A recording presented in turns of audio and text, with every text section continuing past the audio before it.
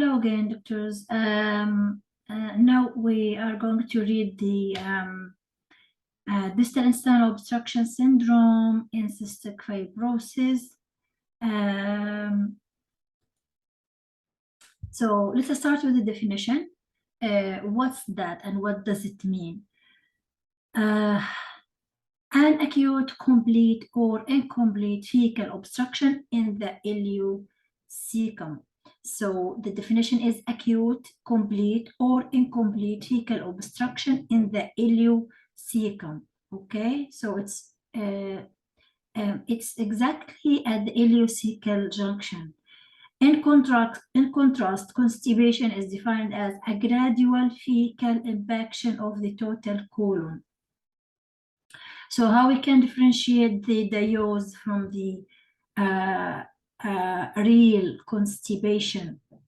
So in here, again, the definition of the DIOS is acute, complete. So it should be acute, okay, over a short time. Complete or incomplete fecal obstruction in the ileocecum, while constipation, it's defined as it's a gradual process. It takes time to build up. So gradual fecal impaction of the total colon. The whole colon is involved in here. All right. So recognition and assessment. Patient present with constipation, intermittent abdominal pain, abdominal distension, and fecal masses. Abdominal X-ray may be performed to evaluate degree of bowel dilatation and obstruction. If diagnostic, doubt, CT abdomen may be helpful. Discuss with CF and radiology consultant.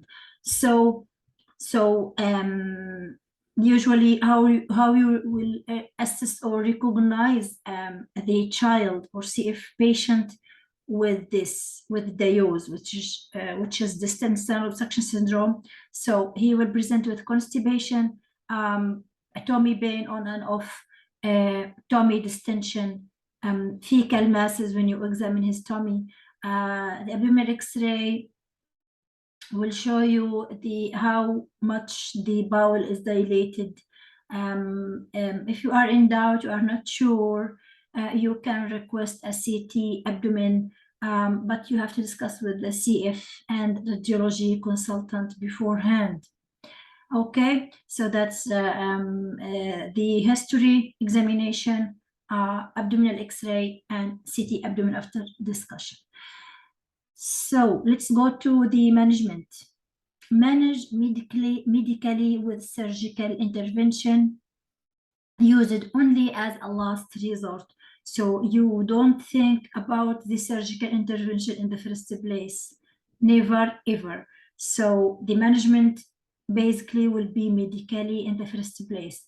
Discuss with CF team before making surgical referral, or even you have thinking about surgical referral, you have to think, or you have to discuss with the CF team before. Okay, so CF team is a crucial word in here. It's a crucial team in here. So it's your referral in everything you will do.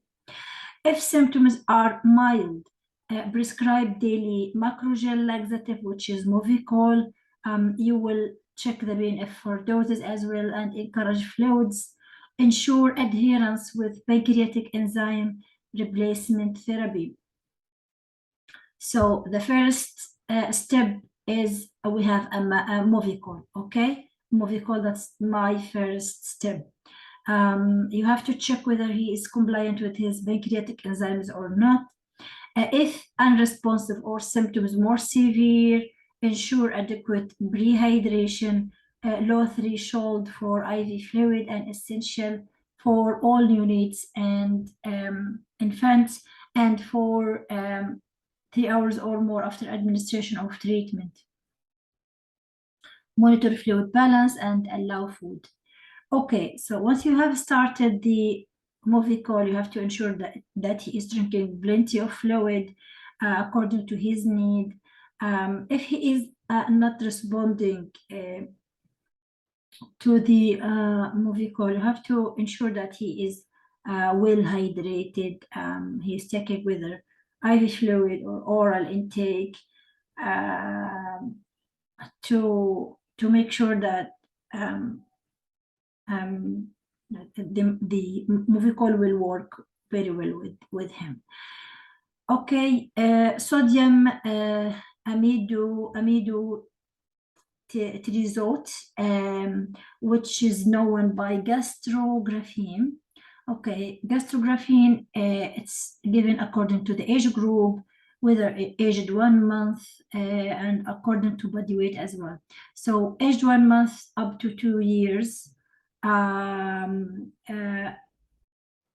if was 15 to 25 kilos, I don't think we need to memorize these numbers, as you will check the BNF as well in your practice, in your ward. Above can be given as a single dose or 4 divided doses if no effect after 24 to 48 hours, or if patient deteriorate. Bowel lavage with clean prep usually requires NG tube. Okay, right. So let's say at the first step we have Movicol. The second step we will go to gastrographine. We are not focusing on the doses as I mentioned before. Basically, we need to memorize only the outlines of the steps: first, second, third, fourth. That's our aim in here, because it's impossible to memorize everything, especially the numbers. So we try to get benefit from the guideline as much as we can. So for the numbers, you will check BNF anyway. So what you need to know now, it's how it's given. It's given as a single dose for gastrographine. It's given as a single dose, or you can divide it over 4 divided doses. Okay. If there's no any response in 24 hours or after 48 hours, or if a patient deteriorating, constipation getting worse, abdominal distension increasing, so he starts to vomit, for example, so you will go ahead for the bowel lavage with clean prep. Okay, usually when you need to the NG tube in here. So you can use 1 sachet clean prep in 1 liter water. In 1 liter of water, give clear fruit cordials may be added. Okay, so that's 10 ml per kg per hour for 30 minutes, then 20 ml per kg per hour for 30 minutes, then 25 ml per kg per hour up to maximum total dose of 100 ml per kg or 4 liter. Start early in the morning and continue until stools are yellow, watery, and free of solid matter. Okay, so usually you will administer this clean prep for the child via the NG tube. All right. So you will start with 10 ml per kg per hour for 30 minutes, and then 20 ml per kg per hour for 30 minutes, and then 25 ml per kg per hour up to a maximum total dose of 100 ml per kg, or in total it's going to be 4 liters. Start early in the morning, and you will keep going until the stool are yellow, watery, and free of solid matter. 2 liters in first instance, increasing to 3 or 4 depending on response, age, and size of child. With children with DIOS will be teenagers. Withhold food, but if success not achieved after 12 hours, stop, give an evening meal, and repeat following morning.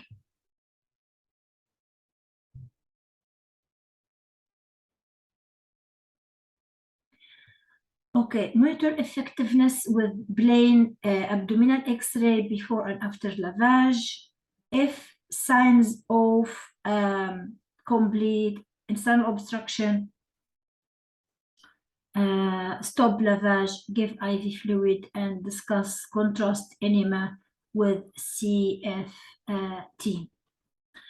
Okay, so that's our step: Movicol, gastrografin.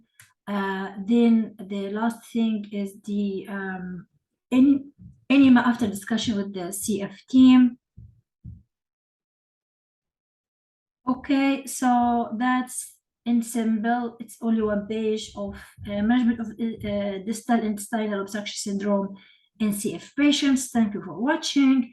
And please leave for me any comments, anything you don't like in the guideline. If you have any useful piece of information you want to share with us, I will be very happy to hear from you.